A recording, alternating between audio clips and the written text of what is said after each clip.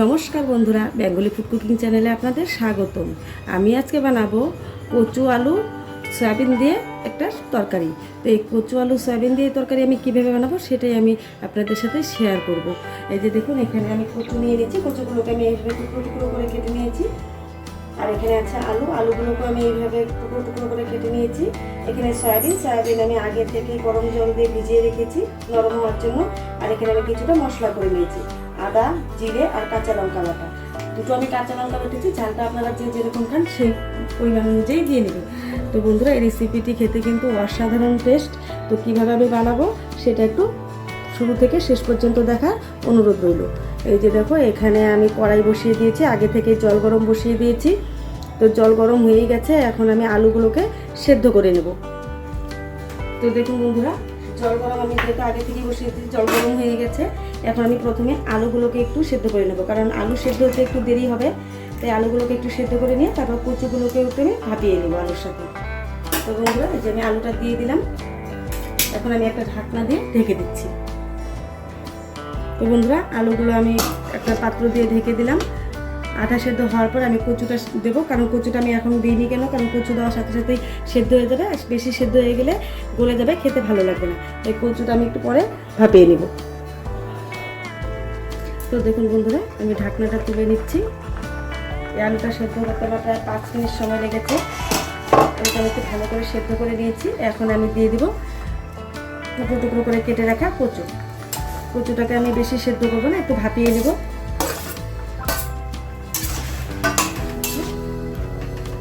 আমি আর একটু পাত্র দিয়ে ঢেকে দিচ্ছি। তো দেখুন বন্ধুরা, ঢাকনাটা আমি তুলে নিচ্ছি। কচু ভাপানো হয়ে গেছে। এখন আমি একটা পাত্রে নামিয়ে নিয়ে গরম জলটাকে আমি তুলে দেবো। তো দেখুন বন্ধুরা, কড়াইটা আমি ভালো করে ধুয়ে বসিয়ে দিয়েছি ওখানে। এখন কড়াই গরম হয়ে গেছে, দিয়ে দেবো আমি সরষের তেল। দিয়ে আমি সয়াবিনগুলো ভেজে নেব।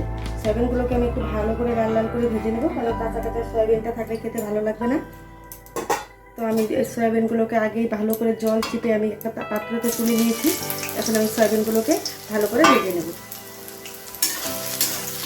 তো বন্ধুরা, এগুলো কিন্তু অবশ্যই এই সয়াবিন আলু কচু তরকারি রান্না করে ওটা বাচ্চা খেয়ে সবাই খেতে খুব ভালো লাগবে। সব বাচ্চারা কচু খেতে চায় না, কিন্তু এইভাবে অবশ্যই একবার রান্না করবেন, যেটা বাচ্চারাও চেটে পুটে ভাত খাবে। সয়াবিনগুলো আমি ভালো করে ভেজে দিচ্ছি। তো দেখুন বন্ধুরা, সয়াবিনগুলোকে আমি একটু লাল লাল করে ভেজে নিয়েছি কড়া করে। এখন আমি একটা পাত্রে নামিয়ে নিচ্ছি।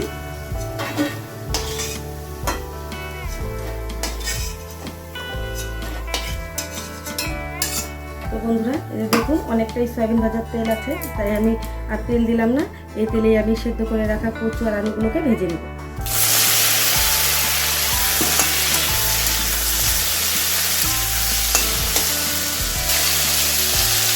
তো দেখুন বন্ধুরা, কচু আর আলু ভাজা হয়ে গেছে। এখন আমি সয়াবিন যে পাত্রে নামিয়েছিলাম সেই পাত্রে আমি কচু আর আলুকে নামিয়ে নিব।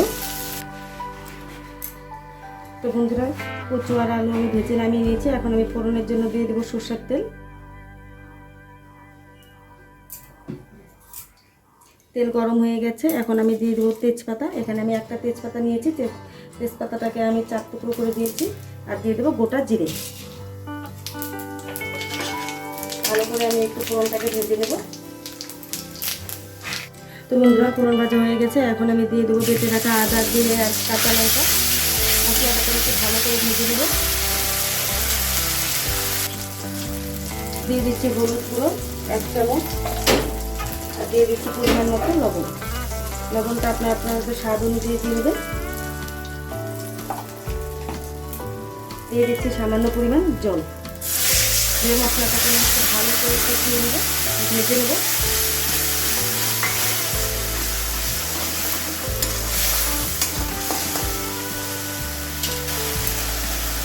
তো দেখুন বন্ধুরা, মশলা আমি খুব ভালো করে ভেজে নিয়েছি। এখন আমি দিয়ে দেবো ভেজে রাখা আলু, কচু আর সয়াবিন দিয়ে এখন আমি ভালো করে কষিয়ে নেব।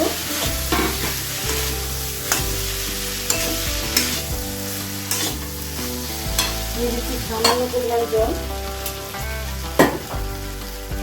দিয়ে আমি একটু নাড়াচাড়া করে নেব। আমি আর একটু কষিয়ে নেব। বন্ধুরা, এই রেসিপিটি কিন্তু অবশ্যই বাড়িতে রান্না করে খাবেন, দেখবেন খুব ভালো লাগবে। আর ভালো লাগলে অবশ্যই একটা লাইক করবেন, শেয়ার করবেন আর সাবস্ক্রাইব করবেন। এখন ভালো করে একটু কষিয়ে নিচ্ছি। তো দেখুন বন্ধুরা, কষানো হয়ে গেছে। এখন আমি দিয়ে দেবো পরিমাণ মতো জল দিয়ে আমি ভালো করে জাল করে দেবো বা ফুটিয়ে দেবো। তো বন্ধুরা, এই রেসিপিটি কিন্তু ভাত, রুটি, লুচি, পরোটা সব কিছুর সাথেই খেতে দুর্দান্ত লাগে। অবশ্যই এইভাবে বাড়িতে বানিয়ে খাবেন, দেখে খুব ভালো লাগে। এখন আমি ভালো করে ফুটিয়ে নেব। তো দেখুন বন্ধুরা, ঝোল জাল হয়ে গেছে। এখন আমি নামানোর আগে দিয়ে দিচ্ছি গরম মশলা 1/2 চামচ, আর দিয়ে দেবো সামান্য পরিমাণ ঘি। দিয়ে দিচ্ছি ঘি। এখন আমি ভালো করে মিশিয়ে নিব, মিশিয়ে নিয়ে একটা পাত্রে নামিয়ে নেব। তো বন্ধুরা, এইভাবে কিন্তু অবশ্যই বাড়িতে রান্না করে খাবেন, দেখবেন খুব ভালো লাগবে। ভালো লাগলে অবশ্যই একটা লাইক করবেন, শেয়ার করবেন আর সাবস্ক্রাইব করবেন। Thank you for watching this video.